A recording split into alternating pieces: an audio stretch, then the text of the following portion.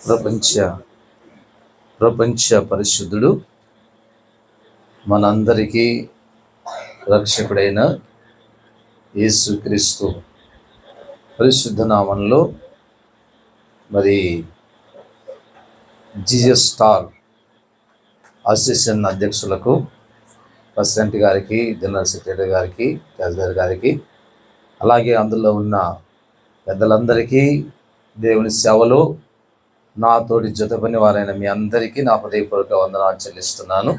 చాలా సంతోషం. మరి నిజంగానే అద్భుతం, ఆశ్చర్యం. 7-8 తారీఖుల్లో మరి నంద్యాల తర్వాత ఇంతటి సేవా పరిచర్యను ఐక్యత కలిగి చేయటం నేను ఎక్కడ కూడా చూడలేదు. ఇది చరిత్రలో నిలిచిపోయే దినం. దేవుని స్తోత్రం కలుగును గాక. చాలా అద్భుతంగా నేను దాదాపుగా 22 సంవత్సరాల క్రితం నందమూరి నగర్లో సేవ చేసేవాడిని. అక్కడ కొన్ని కుటుంబాలు వచ్చేవి. మరి ఈ ప్రాంతంలో నంద్యాల సమీపంగా ఉన్న కారణాన్ని బట్టి చిన్న చిన్న సంఘాలు ఉంటాయని దృష్టిలో ఉంచుకొని సంఘం పెట్టాలా అన్న విషయంలో వద్దు అని ఆలోచించాం. ఆ దినాల్లో మరి అప్పట్లో వైఎస్ నగర్ లేదు. వైఎస్ నగర్కు ఎంటర్ అయ్యే దగ్గర కొంచెం రైట్ సైడ్ లోపలికి వెళ్తే నందమూరి నగర్ ఇల్లు ఉండేది. అక్కడ చాలామంది అన్యులు, దాదాపుగా 100 మంది కూడుకునేవాళ్ళు. ప్రతి ఆదివారం సాయంకాలం నేను వచ్చి వాక్యం చెప్పి వెళ్ళేవాడిని. అయితే అద్భుతంగా ఈ వైఎస్ నందమూరి నగర్లో దేవుని కృప విరివిగా విస్తరించింది. దేవునికి మహిమ కలుగును గాక.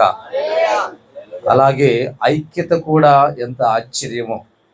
యేసుక్రీస్తు ప్రభు ఈ భూమి మీద శరీరధారిగా ఉన్న రోజుల్లో శిష్యుల్లో ఐక్యత ఉండేది కాదు. కొన్నిసార్లు వాళ్ళల్లో కొన్ని భేదాభిప్రాయాలు వచ్చేవి. యేసు ప్రభు చంటి బిడ్డను ఎత్తుకొని చెప్పేవాడు, నీ మనసు ఇలా ఉండాలనైనా అని చెప్పేవాడు. కాళ్ళు కడిగేవాడు. మరి ఐక్యత ఎప్పుడు వచ్చింది అంటే, రండి అపోస్తల కార్యాలు 1వ అధ్యాయంలో 14వ వచనాన్ని చదువుకుందాం. లేకపోతే 15 నుంచి చదివితే మరి మంచిది. ఆ కాలమందు ఇంచుమించు 120 మంది సహోదరులు కూడి ఉండగా, అపోస్తల కార్యాలు 1:15 చదువుతున్నారా? 13 నుంచి చదువుకుందామన్నా. 13. వారు పట్టణంలో ప్రవేశించి తాము బస చేయుచుండిన మేడగదిలోనికి ఎక్కిపోయి, వారెవరనగా పేతురు, యోహాను, యాకోబు, అంద్రెయ, ఫిలిప్పు, తోమా, బర్తలోమాయి, మత్తయి, అల్ఫయి కుమారుడు యాకోబు, జొలెత్తే అనబడిన సీమోను, యాకోబు కుమారుడు యూదా అనువారు, వీరందరూ వీరితో కూడా కొందరు స్త్రీలు, యేసు తలైన మరియు అక్కడ ఏక మనస్సుతో ఎడతెగక ఏక మనస్సు. ఇప్పుడు ప్రసంగం చేయడానికి సమయం కాదు ఇది. నేను మీతో కలిసి సహవాసానికి వచ్చాను. ఆల్రెడీ అలసిపోయారు. బ్రహ్మాండమైన ప్రసంగాలు, అద్భుతమైన. ఒక మాట చెప్పాలంటే, పెళ్ళి చేస్తే ఎంత అలసిపోతారో మీటింగ్ జరిగితే అంత అలసిపోతారు. పెళ్ళికి వచ్చే చుట్టాలకు అంత పెద్ద అలసట ఉండదు, కానీ పెళ్ళి ఏర్పాటు చేసిన పెద్దలకు కావచ్చు, పెళ్ళి ఇంటి వారికి కావచ్చు, నిద్ర ఉండదు, భోజనం ఉండదు. ఇదే కాకుండా మళ్ళా రూపాయికి జల్లనోడు కూడా ఏమంటాడు, ఉప్పు లేదే, కారం లేదే, ఇటనా చేసేది అటనా చేసేది, ఉత్తుతో పై బడాయి ఉంటుంది. అక్కడ మనం గమనిస్తే 120 మంది పైన యేసు ప్రభు శిష్యులతో కలిపి స్త్రీలు, పురుషులు, మరియా, యేసు ప్రభు తల్లి అయిన అమ్మ మరియా, వాళ్ళందరూ కలిసి ఏక మనసు. Praise the Lord. ఈ అసోసియేషన్ ఇలాగే సాగాల, ఏక మనసుతో. ఆమేన్. ఏక మనసు మీ అందరికీ దేవుడు దయచేయాలి. 1000 మంది విశ్వాసులు కలిసి ఉంటారు, 1,00,000 మంది విశ్వాసులు కలిసి ఉంటారు, కానీ 2 సేవకులు చెప్పాలా, కలిసి ఉండలేం. కారణం ఏంటంటే, దానికి చాలా కారణాలు ఉంటాయి. ఇంకొకటి ఏంటంటే, మనం ప్రసంగించడానికి అలవాటు పడిన వల్ల వినడానికి ఇష్టం ఉండదు మనకి. నాకు మైక్ ఇచ్చింటే నేను పొలిసేవాడిని, చీల్చేవాడిని, చెండాడేవాడిని నాకు ఇచ్చి చూడమని అంటాం. అవునా? మీకు ఒక మాట చెప్తా, ఎగ్జాస్టింగ్ ఎట్లుంటుందంటే, వరల్డ్ కప్ క్రికెట్ జరుగుతూ ఉంటే టీవీలో ఆడేటోడు ఆడుతుంటాడు, బాల్ ఇస్తున్నాడు ఇస్తున్నాడు, బ్యాట్ కొడతాడు. టీవీ ముందునోడు కూడా పట్టుకుంటాడు, టీవీ ముందునోడు కూడా బ్యాటు విసురుతూ ఉంటాడు. ఎగ్జాస్టింగ్ అలాగుంటుంది. కానీ ఒక మాట మీకు చెప్తాను, దైవ సేవకుడిగా నా సేవలో 25 సంవత్సరాలు నాకు అనుభవం. చాలా పాస్టర్ల సదస్సులో ప్రసంగించాను, ప్రపంచ సదస్సులో పాల్గొన్నాను. నేను ఇజ్రాయెల్ దేశంలో 2009 సంవత్సరంలో వరల్డ్ పాస్టర్స్ కాన్ఫరెన్స్కి వెళ్ళాను. 180 దేశాల ప్రజలు వచ్చారు. చాలా విచిత్రమైన ప్రజలు నేను అక్కడ చూశాను. నా ప్రియమైన దైవజనులారా, ఆ 180 దేశాల ప్రజల్లో 40 మంది 4 రోజులు ఉపవాస ప్రార్థన చేశారట. ఈ ప్రపంచానికి ఉద్యమం ఎక్కడుంది ప్రభా, ఎక్కడి నుంచి ఉద్యమాన్ని లేపుతావు ప్రభా అని వాళ్ళు 40 మంది ఏక మనసుతో 40 రాత్రులు 40 పగలు ప్రార్థన చేస్తే స్వరం వినిపించిందంట. ఒకసారి ఏ దేశము అని వాళ్ళు ఎదురు చూస్తా ఉంటే ఇండియా అని వినిపించిందంట. చప్పట్లు కొడదాం. ఒక్కసారి నా శరీరం పులికించిపోయింది. మన భాషలో పులికించడం అంటే చింతపండు తింటప్పుడు అంటే దాన్ని పులకరింపు అంటాం మన భాషలో. అట్లాగా నా శరీరం పులకరించిపోయింది. రెండోసారి ప్రార్థన చేశారట, ప్రభా మేమేమన్నా పొరపాటున విన్నామా, ఏ దేశం నుంచి ఉద్యమం వస్తుంది ప్రపంచానికి? రెండోసారి మరలా వాళ్ళు ప్రభుని అడిగితే రెండోసారి కూడా ప్రభు అన్నాడంట, ఇండియా అన్నాడట. మళ్ళా మూడోసారి ప్రార్థన చేశారు వాళ్ళు, ప్రభా ఎక్కడి నుంచి ఉద్యమం వస్తుంది ప్రభు అని ప్రార్థన చేస్తే మూడవసారి కూడా దేవుడు చెప్పాడట, ఇండియా అన్నాడు. దేవుని స్తోత్రం కలుగుగాక. అసలు మన దేశాన్ని దేవుడు ఎంత ప్రేమించాడు అంటే, మన దేశానికి యేసు ప్రభు శిష్యుని తోమను పంపించాడు. భారతదేశం పేరు ఇండియా అని బైబిల్, ఇంగ్లీష్ బైబిల్ క్లియర్గా 2 సార్లు రాయబడి ఉంది. దేవునికి స్తోత్రం కలుగుగాక. ఇప్పుడు మనకి ఏం కావాలా ఈ అంత్య దినాల్లో అంటే, ఉద్యమం కావాలి అంటే ఐక్యత కావాలి, ఏక మనస్సు కావాలి, ఏకాత్మ కావాలి, సేవలో ఏక మనస్సు కావాలి. ఒక మాట చెప్పాలంటే, పాస్టర్కి ఏక మనస్సు ఆత్మ చెప్పాలా మీరే. ఆమెమో ఒక పాట పాడదామంటుంది, మనమేమో ఇంకొక పాట పాడదామంటాం. మనమేమో శుక్రవారం ప్రార్థన అంటాం, ఆమెమో రాత్రి శుక్రవారం ప్రార్థన అంటుంది. సైతాన్ గాడు చేసే పని ఏంటంటే ఏకత్వాన్ని భిన్నత్వం చేస్తాడు. భిన్నత్వంలో ఏకత్వం కావాలి, అందరము ఒకటై ఉండాలి. Praise the Lord. సేవ అభివృద్ధి చెందాలి అంటే ఒక చూశారు, నేనేం చెప్పాల్సిన అవసరం లేదు, మీరు అనకూడదు, మనం అందరం కలిసి ఉంటే ఎలాగా మీటింగ్ జరిగిందో మనం చూసాం. Praise the Lord. చాలా అద్భుతంగా జరిగింది. దేవుడు ఉన్నాడు అన్నది నిరూపించి చూపించాడు అక్కడ. దేవునికి మహిమ కలుగును గాక. భోజనాల విషయమే కావచ్చు, సువార్త విషయమే కావచ్చు, అన్ని విషయాలు దేవునికి మహిమకరంగా జరిగాయి. మీరు నమ్మండి, నేను చెప్తున్నా, ఈ భూమి మీద ఏ అసోసియేషన్లు కూడా ఐక్యత కలిగి సాగడంలే, మన దేశంలో కాదు, ఈ భూమి మీద. ఎందుకంటే నేను చాలా దేశాలు తిరిగాను. కొరియా దేశంలో ఒక పెద్ద అసోసియేషన్ ఉంది. ఆ అసోసియేషన్లో ఎప్పుడు లీడర్లు మారుతూ ఉంటారు. ప్రెసిడెంట్ రిజైన్ చేస్తాడు. కారణం ఏంటో తెలుసా? లీడర్లకు భారం ఎక్కువ ఉంటుంది. ఇప్పుడు ఏముండదు, ఎంత మిగిలించుకున్నారో చెప్పాలా, ఎదురు కనకపోయినా సాట్నన్నా కదలేదా ఏం చెప్తారా ఏమన్నా.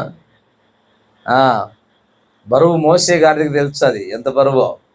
మనం యేసు ప్రభువును మోసే గాడిదలం. ఆమేన్. దేవుని వాక్యం చెప్తుంది ఏక మనస్సు కలిగి ఉండాలి.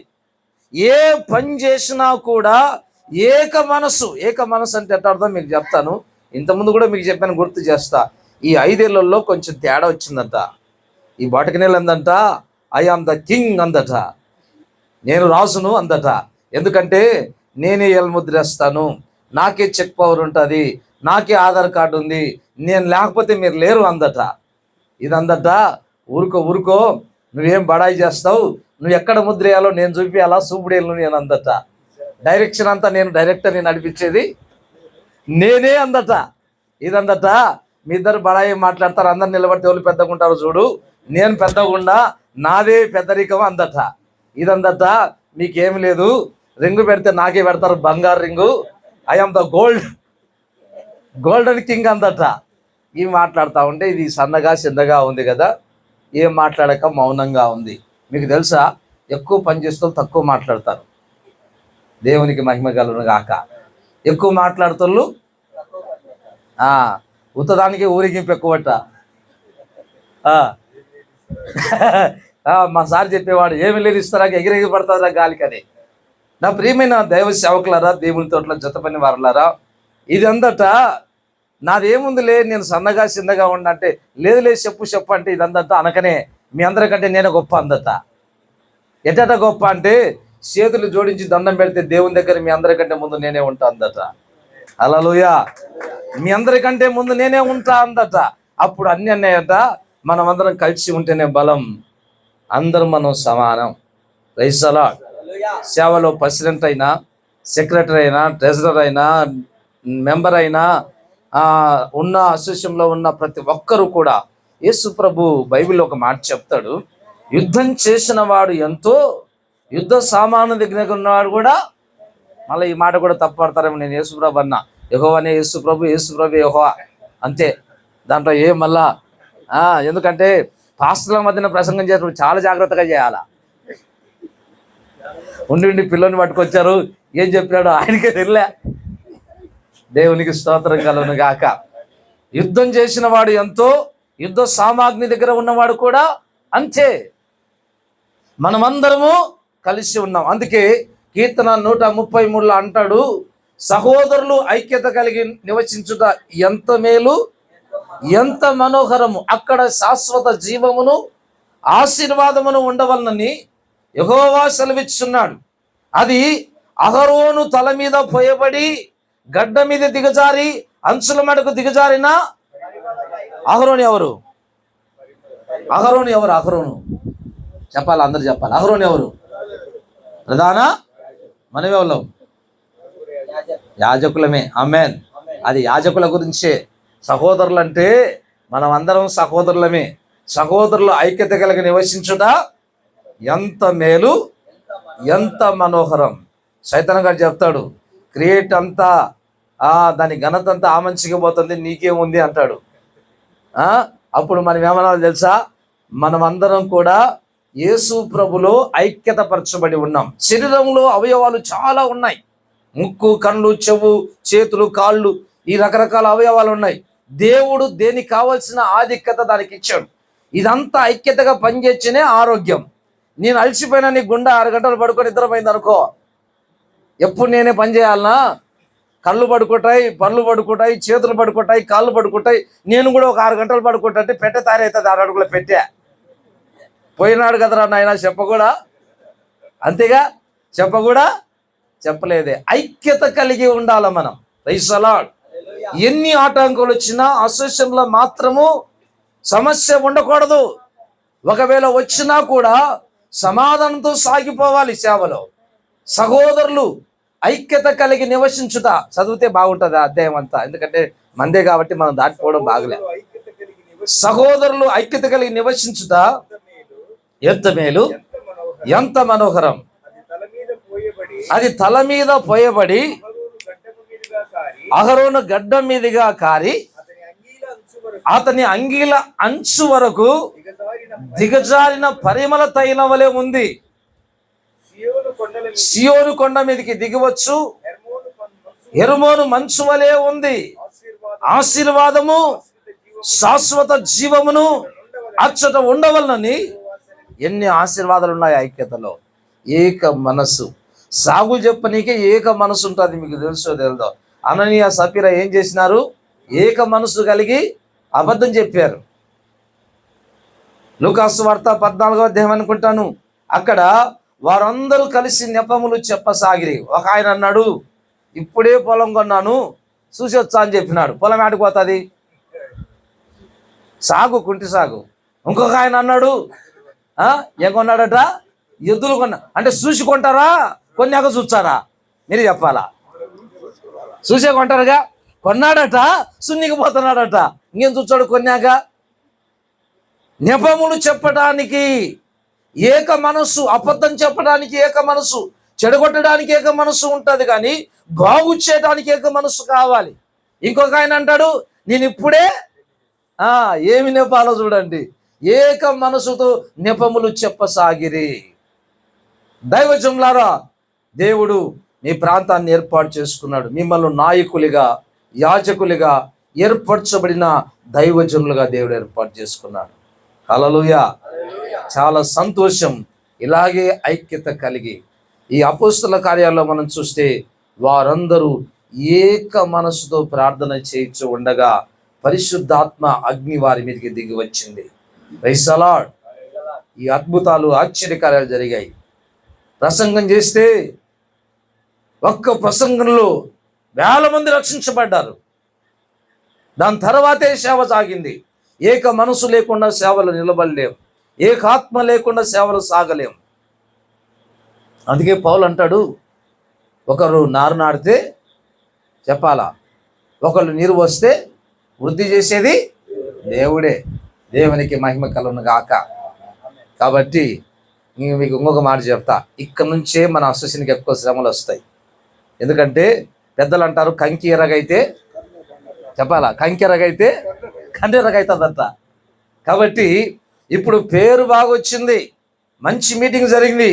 సైతాన్ని కన్నంతా దేని మీద ఉంటుంది తెలుసా? స్టార్ మీదే సైతాన్ని కన్ను ఉంటుంది.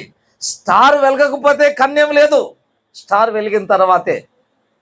పంట బాగా వచ్చేటప్పుడే తెగుళ్ళు వస్తాయి, పంట లేకపోతే తెగులు రాదు.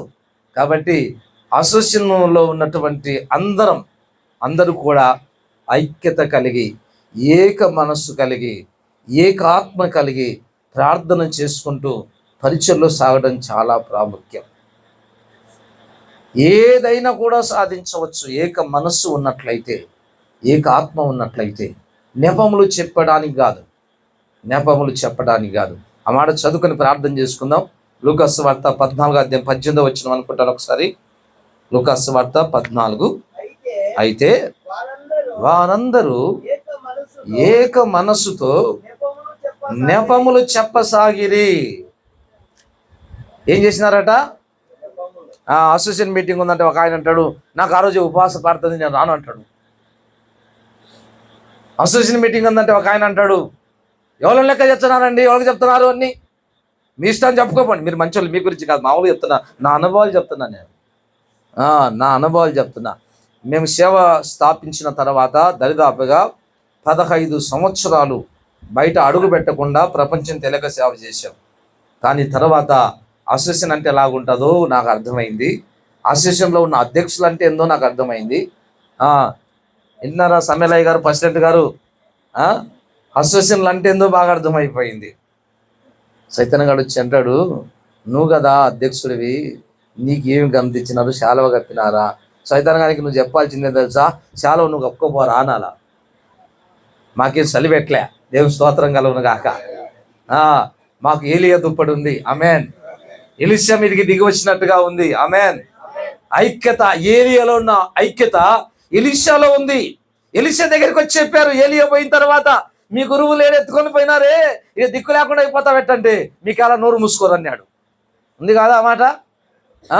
మీకెందుకు, మా గురువు సంగతి నాకు తెలుసు. దేవునికి స్తోత్రం కలుగును గాక. అందుకే ఏలియా ఒకంత అద్భుతం చేస్తే ఎలీషా రెండంతలు అద్భుతం చేశాడు, ఆమేన్. యేసు ప్రభు అన్నాడు, నమ్మిన వారు నాకంటే ఎంత గొప్ప మాట చెప్పాడు మన దేవుడు. ఏ గురువు అయినా ఏమనుకుంటాడంటే, గురువు మామూలుగా లోకంలో శిష్యుడు తక్కువ ఉండాలనుకుంటాడు. ఏకలవ్యుని చరిత్ర మీ అందరికి బాగా తెలుసు. ఏలిసినోడు ఏకలవ్యుడి చరిత్ర. Praise the Lord. కానీ మన యేసయ్య అంటాడు, నా యందు విశ్వాసం ఉంచిన వాడు నాకంటే గొప్ప కార్యాలు చేస్తాడు. ఈ జీసస్ స్టార్ అసోసియేషన్ ద్వారా దేవుడు రాబోయే రోజుల్లో ఇంకా గొప్ప కార్యాలు జరుగును గాక. ఏం కలిగి ఉండాలా మనము? కింగ్ బటకనీర్ లాగా ఉండాలనా, డైరెక్టర్ సూపర్ లాగా ఉండాలనా, బాగా పొడగ్గా ఉన్న మధ్యలో లాగా ఉండాలనా, గోల్డ్ కింగ్ రింగ్ పెట్టుకునే ఎలాగా ఉండాలనా, దీనిలాగా ఉండాలనా? దేవుడి దగ్గర ముందు ఉండాలా, ఆమేన్. ముందు ఉండాలా, పని చేయాలా, పరిచయం చేయాలా, బాగా మీ నాయకులను బలపరచాలా. నేను మరలా చెప్తున్నా, దేవుడు మనకు తినడానికి ఇచ్చాడు, సేవకు కావాల్సిన అన్ని ఏర్పాటు చేశాడు. ఇక మనం కలిగి ఉండాల్సింది ఐక్యత కలిగి ఉండాలి. ఈ అంత్య దినాల్లో ఈ చివరి ఎండింగ్ డేస్లో ఐక్యత అన్నది చాలా ప్రాముఖ్యమైంది.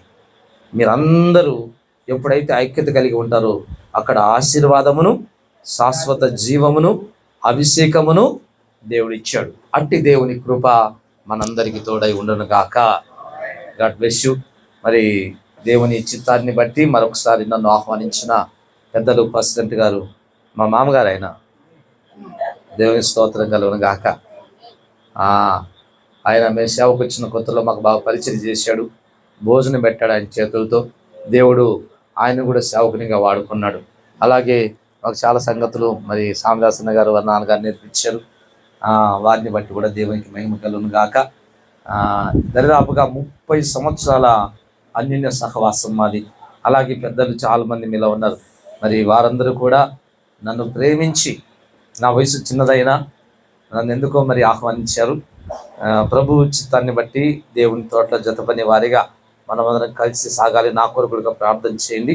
మరొకసారి అన్నగారందరికీ, సురేష్ అన్నకు, లాజర్ అన్నకు, అలాగే యేసుదాస్ అన్నకు, అలాగే ఇజ్రాయెల్ అన్నకు, మరి అందరికీ నా హృదయపూర్వక పేరు పేరున వందనాలు చెల్లిస్తున్నా. దేవుడు దీవించును గాక. Thank you. God bless you.